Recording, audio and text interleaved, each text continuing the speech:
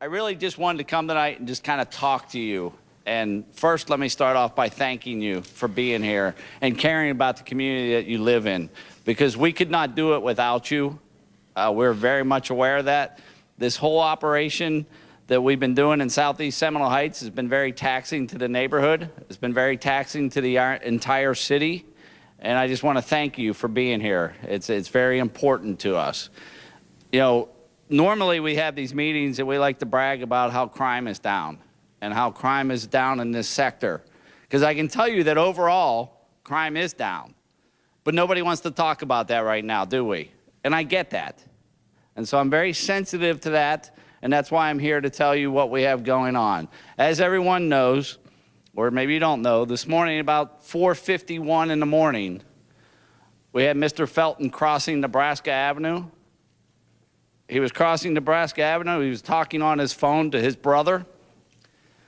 He hangs up the phone with his brother, and moments later, he's murdered in the middle of the street. That's the reality that we're dealing with right now. We do have a witness. The witness saw a black male run from the scene, heard some gunshots. She looked up, and she sees somebody running, going eastbound on McBerry.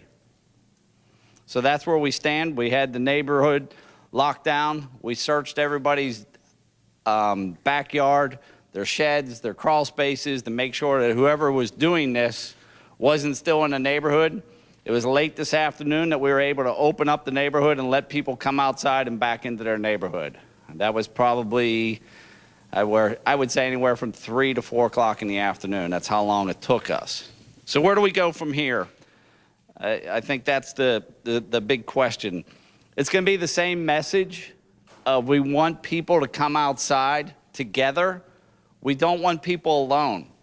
You have to understand the 4 people that were victims, okay? And Anthony's father's here with us tonight. And I always remind people to think of the victims' families, because that's what it's all about. You know, they've been alone. Each of them has always been by themselves, probably distracted, which has given this person an opportunity, or people. We're still saying we're not willing to say it's only one person because we don't know that. But whoever's doing it is taking an opportunity where people are not paying attention, or they're distracted, and they're able to sneak up on them and take their life, and then they're able to vanish under the cover of darkness. It's been almost a month since Anthony was murdered, and now we have another one. And the question is why was there such a long gap? Was it because of our heavy presence? These all happened in the evening. Now we have one at 4:51 in the morning. And so there's a lot of questions that have to be answered. I can tell you at the police department, it's not from a lack of trying, but we're not happy. You know, we are not happy because this is not the way we protect our neighborhoods. This is not the way we live in our city. But I can tell you, you have my word, we are working and we are trying, and I very much appreciate your support.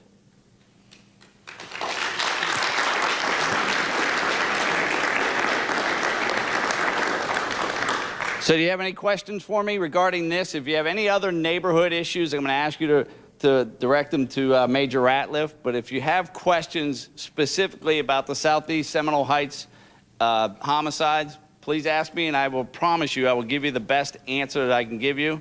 Ma'am, you had your hand up first. Have they been looking in the dumpster? We have been searching everywhere. You know, today what we did was, obviously it was very dark, and so we tried to lock the neighborhood down. But as you can imagine, it's not easy to lock a neighborhood down when there's alleyways and fencing and so many different ways to get in and out of a neighborhood, especially under the cover of darkness. And then once it becomes light, we search again to see if there was any clothing articles or anything like that left behind. So, sir? Yeah, Chief, I think I heard you say that the witness reported multiple shots. Did I mishear, or was it just the one shot?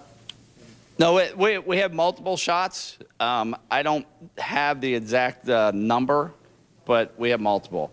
But the The thing with it is the reason we're linking them together is because it's all the same manner, same proximity. The people are always alone, and there's no motive. They're not taking anything. They're not being robbed or anything like that. So that's why I'm comfortable early this morning when I got out there and spoke to the officers and to the detectives. I said that it's linked. Now, if in time I'm wrong, I'm willing to take that, because what I'm not trying to create a panic. I'm trying to make public awareness.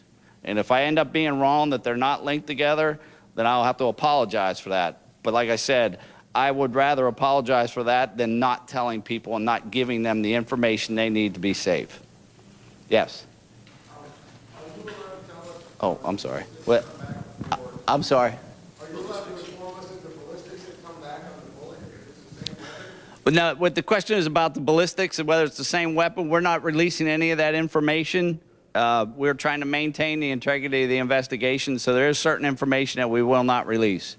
Yes, sir. I'm just wondering if I was a person or not. Do you think it's something to do with the neighborhood, or do you think it's more on the outside? I believe you asked me if it was somebody in the neighborhood or if it's somebody who lives on the outside. You know, that's a tough answer. I have to believe it's someone who lives in the neighborhood, but more importantly, I think it's somebody who's familiar with the neighborhood, who knows their way in and around. They're able to get away quickly, so this morning we have somebody on foot who's able to run. Now the question is, did they go to a bicycle, did they go to a car, or are they going in someplace to hide, in a building or a house or whatever? So whether they live there or not, they're certainly familiar. Yes? How you doing, Brian? This morning, I turned over some video footage to Officer Night Singer outside. A video of someone who pointed, a witness who pointed out this individual, said he's wearing the same clothing of the night Benjamin Mitchell was shot. So I videotaped that individual. I turned that information over to TBD, to homicide today at Curtis and 15th. And we're waiting to see when they get done with it, bring it back if it matches the video, the one that you showed us with the guy walking on Frierson, from 15th, moments after the shooting and running on the white fence. So if they were to take this live video and turn it into infrared and make it turn to the same as the other one at night vision, they could see a complete matchup of the same walk, the same everything, it was the same clothing. And I didn't know if you knew about that. Okay, yeah, we get several videos given to us, and it takes time to go through them. So, yes? I have a question about how do you connect to the neighborhood watch? Is there something on the site that we can inform neighbors about, or we can get information on how to be a part of neighborhood watching? And the question was how they can get information on how to become part of Neighborhood Watch? Well, suppose the neighborhoods are broken up into separate neighborhoods. We have South Seminole Heights, we have Jackson Heights, Robles, Tampa Heights. So depending, Sector E, this is the map here. So after this, we can get together to let you know where you live, and I can let you know which grid you live in, and connect you with that neighborhood watch coordinator. And then we host these meetings every second Tuesday of the month. Versus Sector E, which is all these folks here in Sector E, we meet here every second Tuesday here at Reagan Park at 6:30 p.m.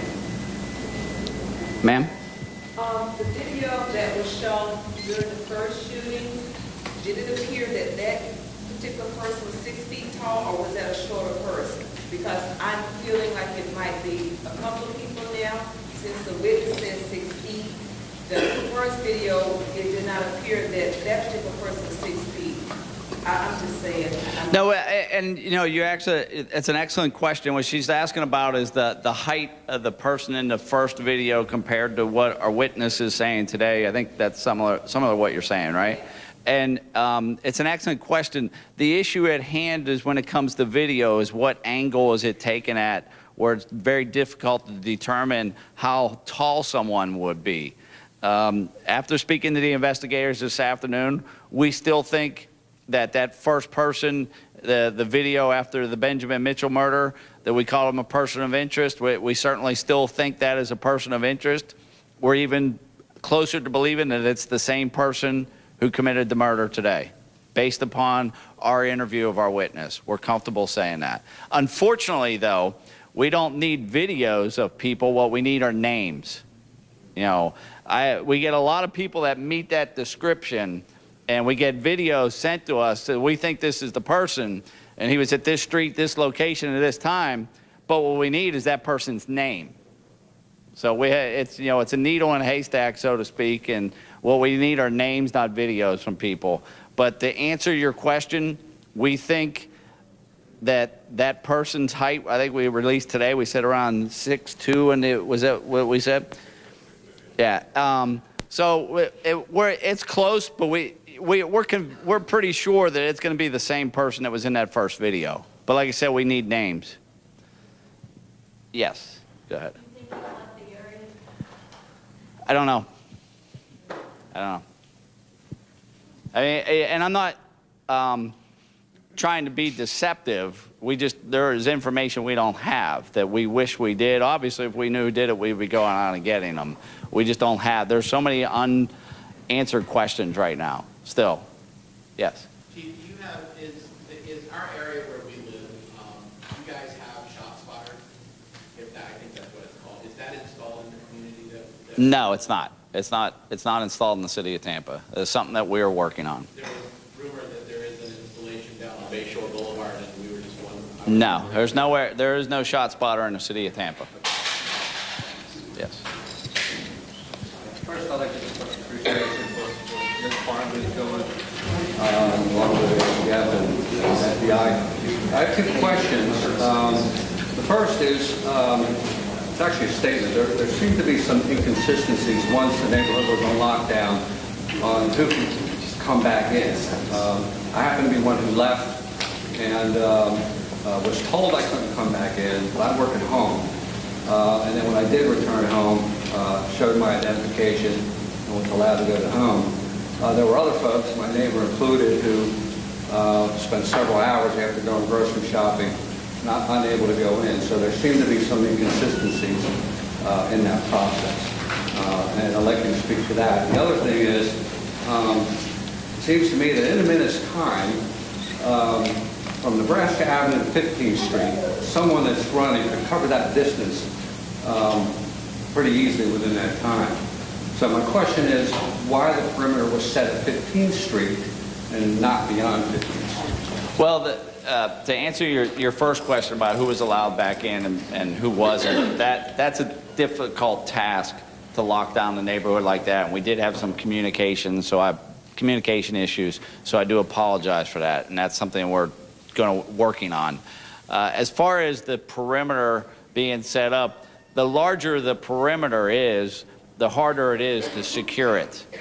And we have to, at some point, you just have to make a decision in the moment and determine what the perimeter is. We didn't find a person, so maybe the perimeter wasn't large enough, or they're hiding out within the perimeter and we weren't able to find them. It's very hard to set up a box, so to speak, of police officers and make sure that no one can get out of that. And the larger the box, the more people you need, and the longer it takes to get people into the area to set it up.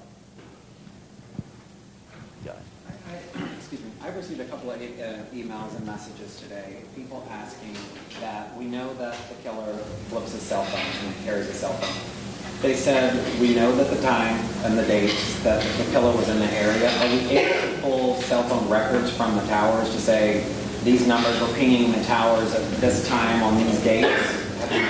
We've looked into that, but what you have to think about is how many people live in that area, how many cell phone numbers bounce off of the towers. You know, we're not far from the interstate, we're not far from major roadways, and so you can just imagine the numbers that you go through and trying to narrow it down to certain time frames and then figuring out who owns that phone. And it's a painstaking process, and it's not very accurate.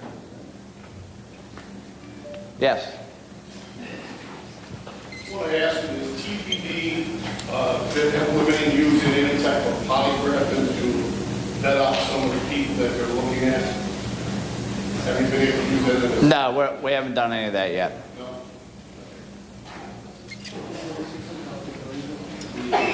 You know, one other thing that I talked about this morning when I briefed the media, we had asked people to check and see if you own a firearm in your house.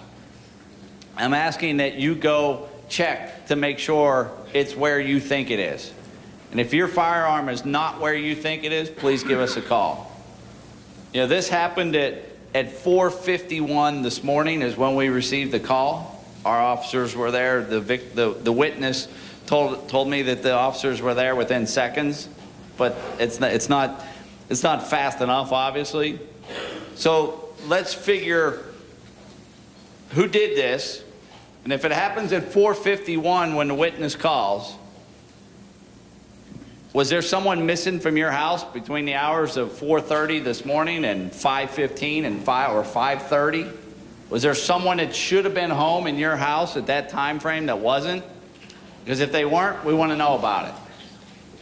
If you saw somebody, heard something in your neighborhood around that time frame and you're close to where this incident happened, we want to get a phone call from you. Yes, sir, Mr. Nybo. My question is, there are a few suspects that are being questioned as well as they have checked the alibi to other people. And my question is, if those alibis being checked or polygraphed, because somebody could be lying for somebody else, saying he was with me all night, you know, that when this polygraph is going to be implemented, or telephone or phone calls, come up in the investigation.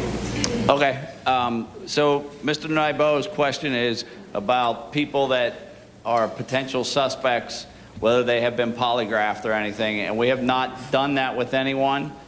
The few people that we have interviewed, we have checked out their alibis, checked out their stories, and it's just, unfortunately, it's not leading us anywhere where they're becoming solid suspects. So we just don't have enough as far as that goes. Ma'am. Would you all consider expanding your perimeter instead of tightening up so much in Seminole Heights, maybe like go out a little bit further, north, south, east, and west? Is that a consideration? Yeah, you know, we met this afternoon about it, and it's something we are considering. You know, it's tough to predict what's going to happen. I have to think that we've gone almost a month without another homicide, that we've spooked this person. And I don't know what it is. I don't know if it's our presence. Maybe they were in jail. Maybe they were out of town. There's all kinds of different speculations. So yeah, that we're considering that also, because now the time frame has moved from the evenings to early morning, but it's all under the cover of darkness. Yes. So what now? We keep plugging away. We're in it for the long haul. We keep doing what we're doing. You know, I look at a neighborhood on Halloween that rallied together. You know, probably the largest turnout, what I'm told, in years. We keep doing it. We have to stick together. We're not going to let whoever's doing this, whether it's one person, two people, or whoever, we're not going to let them take over. We have to stay together. We turn on our porch lights. We go outside together. Don't go out alone. And if you see something, you got to say something. But we're not ready to give up. There's way too much work has been done in this city. Way too much work has been done in this neighborhood for us just to fold and go home. It's not going to happen. Yes, ma'am. Thank you.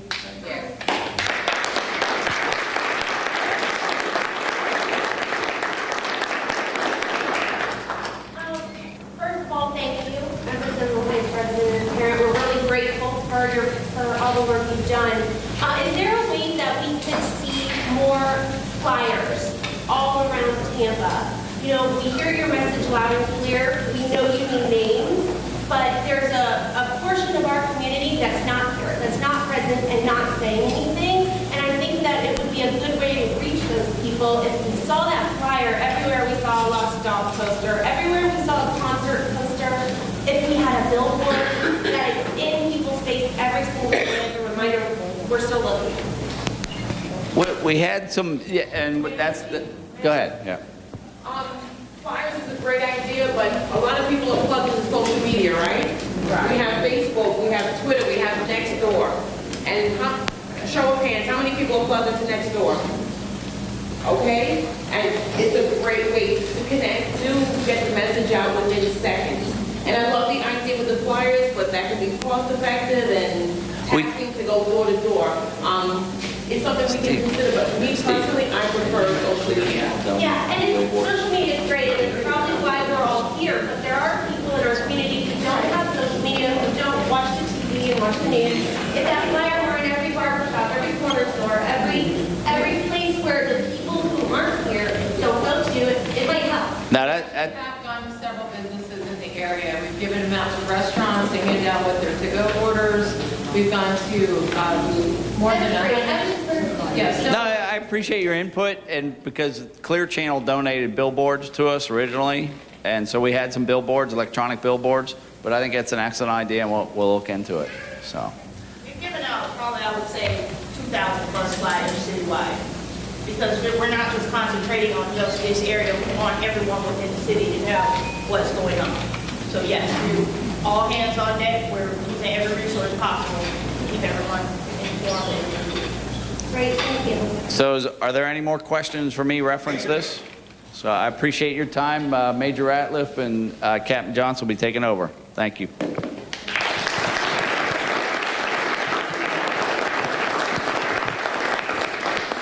What we'll do now, we'll hand everything over to Captain Johnson. He's the secretary captain. Hey, good evening. This is my biggest crowd. I didn't want to be under this circumstance, but I appreciate everybody coming out tonight. My name is Captain Johnson. I handle Sector E, which covers 26th Avenue up to Hillsborough, over to Florida, and east of 56th Street. For those of y'all who don't live in Seminole Heights, who may feel that you're not getting the attention that you need for your own neighborhoods, I want to assure you that you are. We're getting help from numerous agencies, from the FBI, from ATF, from Hillsborough County Sheriff's Department, from St. Pete Police Department, on trying to resolve what's going on in Seminole Heights at this point in time. Regarding the rest of Sector E, which covers Robles Park, Rainbow Terrace, Jackson Heights, 29th and Lake, we are still focusing our efforts over there to hold down crime. It can be tough at times, but like the chief said, we're in this for the long haul. One thing that I have my community meetings for is so the neighborhood watch groups and the people that live in my area get to know each other. And if you take a look around, this is the biggest crowd I've had so far having these community meetings, and I've been doing them for a long time. What we try and do is get that connection between the different neighborhoods to help us fight crime, because we know that as a law enforcement agency, we have limited numbers. And the most important part of our team in the crime fight is the community. That's the most important part of our team. From this morning, having the witness step up and give us information, from having folks with the camera step up and giving us footage to look at, okay? It's very important to us in law enforcement that the community work together, whether you're in Jackson Heights over here on 34th and Lake, but you know something's going on in Seminole Heights. At this point in time, we hope the guy is somewhere that we can pinpoint, but we don't know. He may come from some other part of Tampa, and you may know something, but you may feel, since it's not in my area, I really don't want to get involved. I want you to understand it's one big community. I don't care if you live at 29th and Lake, on Nebraska, or south on 26th Avenue. You may know something, you may hear something that can help us on this case.